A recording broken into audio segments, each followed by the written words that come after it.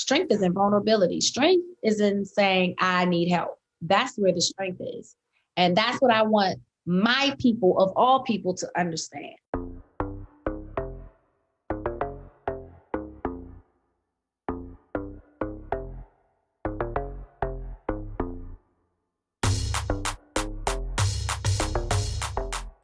Taraji P Henson is nearing the end of her most transformative year, and she's rounding it out by hosting the 2020 American Music Awards. It's been a busy year for the Oscar-nominated, Golden Globe-winning Hollywood star who used her foundation to provide virtual therapy sessions during a global pandemic riddled with civil unrest.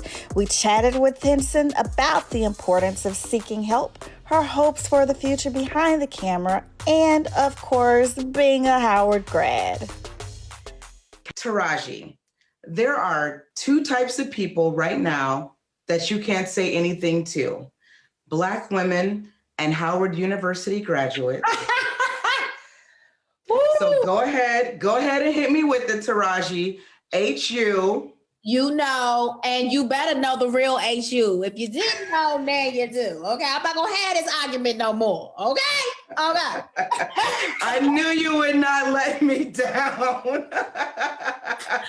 I'm not, but you know what? I'm not gonna gloat. I'm not gonna. Well, you are hitting us with some much needed escapism by hosting, of course, the American Music Awards this weekend. And you've hosted award shows before, and you're so good at it. Why do you think that Taraji P Henson works so well as a host? I think because I come from musical theater. And so whenever I have these opportunities to host award shows, to me, that is my live theater. I don't get to have that on TV sets or movie sets because there's no live audience, right? And you filming everything. So I always look at this as my escapism. Yeah, absolutely. And I got a little even more excited for you because I know how much of a fan you are of Meg Thee Stallion. So tell me a little bit about that, because she obviously is going to be performing on the show this weekend. I'm so happy just to keep seeing her win. And I'm just happy to be experiencing a lot of firsts with her. This is her first AMA performance. This is my first time hosting the AMA.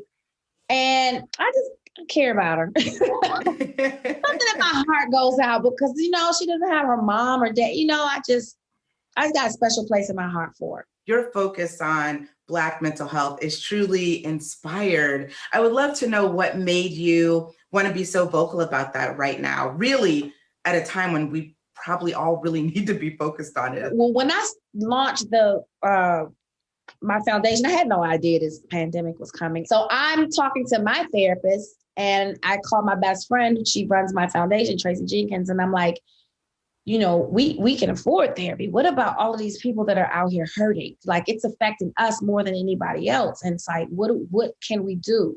That's when we came up with the virtual program. And that got us out even more. Now we've got people getting therapy, seeking help. I got goosebumps because that's how I felt like we've been doing this for so long and suffering for so long. And somebody needed to say something. Somebody needed to shake it up, say something, because we haven't even dealt with slavery. We got COVID, and then we got to watch George Floyd get snuffed out. That's trauma for us all. Strength is in vulnerability. Strength is in saying, I need help. That's where the strength is. And that's what I want my people of all people to understand. Strength is in vulnerability, not in, I got this, I'm going to be all right. You're going to crack one day. How has that changed maybe the way that you look at your career and the projects that you want to pursue? Have you shifted maybe because of that collective trauma, maybe that Black folks have been dealing with, or even just in your own kind of research about therapy and us? Has that changed how you look at the work that you do? Absolutely.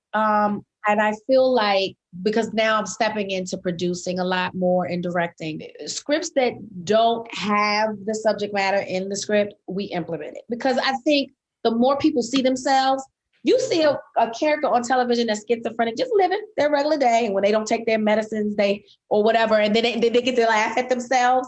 You know what I mean? That normalizes that make people go, oh, oh, okay. Oh, oh, I'm not the only one. People suffer from this. Oh, okay. Wow. See, it shifts it when you think you're the only one, and that's how I felt when I finally said I suffer from anxiety and depression. When I said it, it was like I could breathe. Yeah. Is it hard to hit that level of vulnerability from someone in your position? Fear is always going to show its rear its nasty head. But when you are a faith-based person, you have to keep relying back on that.